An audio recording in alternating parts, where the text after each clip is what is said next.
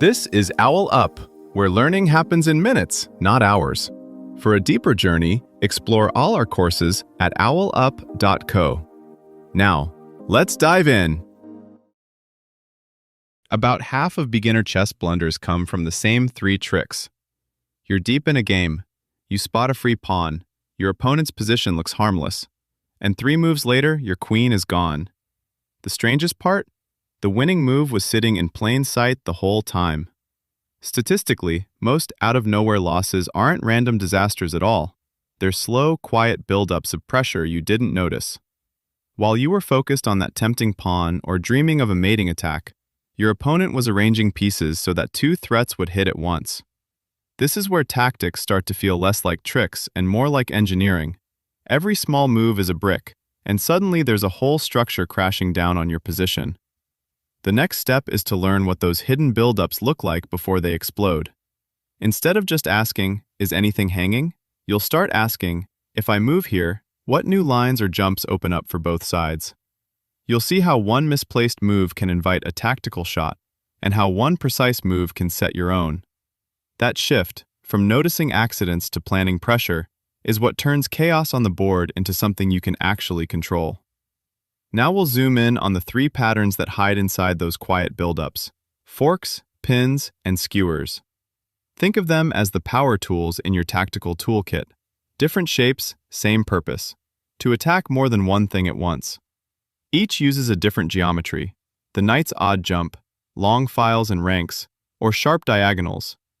What changes your results isn't memorizing names, but learning to spot the telltale signs before they appear on the board: loose pieces, undefended kings, and lines that are almost, but not quite, open. That almost is where your next combination is waiting. Start with forks because they flip your mindset the fastest. The key upgrade isn't spotting them, it's learning to aim for squares where one move could hit 2 targets. Strong players constantly ask, if my knight, pawn, or queen jump to any unchecked square next move, which ones would create 2 threats? That question alone starts to change what you notice. Concrete example: a knight on an outpost in the enemy half isn't just active, it's a potential landmine. Count how many of the opponent's king, queen, rooks, bishops, knights, and key pawns could be checked or attacked from that knight square in 2 moves. You're rehearsing possible forks before they exist, so when a piece drifts onto one of those vulnerable squares, you already know the answer: fork square unlocked. Pins demand a different kind of patience. Instead of looking for an instant win, you're asking, if I freeze that piece, what breaks behind it in 3 moves? A pinned knight that can't join the defense might turn a safe-looking king into a checkmating target. Or a pinned bishop might mean a crucial pawn can't be recaptured. Engines discount pinned pieces for exactly this reason. They often look like defenders, but functionally they're spectators. Skewers reward you for anticipating evacuation routes. Visualize the enemy king, queen, or rook being chased along a file or diagonal. Where must it step if checked? If you can arrange your long-range piece so that the retreat square lines up with a lower-value piece behind, you're not just giving check, you're setting a trap the rules of chess force them to walk into. In open positions with queens and rooks, this possibility is constantly lurking. Think of your tactical setup like architecting a building. Forks are the surprising shortcuts between rooms. Pins are load-bearing walls that, once fixed, restrict everything around them. And skewers are long hallways where stepping aside exposes what was hiding behind. Your job isn't to hope they appear, but to place your pieces so these structures become inevitable. Your challenge this week: in every serious game, pause 3 times on your own move and deliberately scan for 1. A square where a knight move would attack 2 things. 2. Any piece that would be overloaded if it became pinned. And 3. Any file or diagonal where your long-range piece and their king, queen share a line, even if something's in between. Don't force the tactic, just mark the potential mentally. By the end of the week, review your games and see how many of those early, almost moments later turned into real shots, for you or against you. A practical way to feel these patterns is to watch how they show up in very ordinary positions. Take a quiet middle game where both sides have castled and most trades are done. Instead of hunting for a knockout, ask, if my opponent moved again right now, which piece would suddenly be loose or overloaded? Often you'll notice a queen and rook drifting onto the same rank, or a knight and bishop both relying on a single pawn. That's your early warning that geometry is about to matter more than general principles. One helpful test position to set up: white king on g1, queen on d1, rooks on e1 and f1, black king on g8, queen on d8, rooks on e8 and f8, plus a few pawns. Played both sides, but with a twist.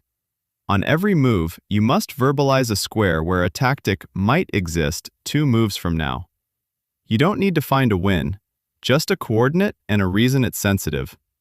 Over time, you'll notice the same hot squares reappearing: intersections near the king, central outposts, and lines where heavy pieces quietly stare at each other. Engines are already uncovering patterns that humans rarely see, but they still respect classic motifs, just woven into deeper, stranger ideas.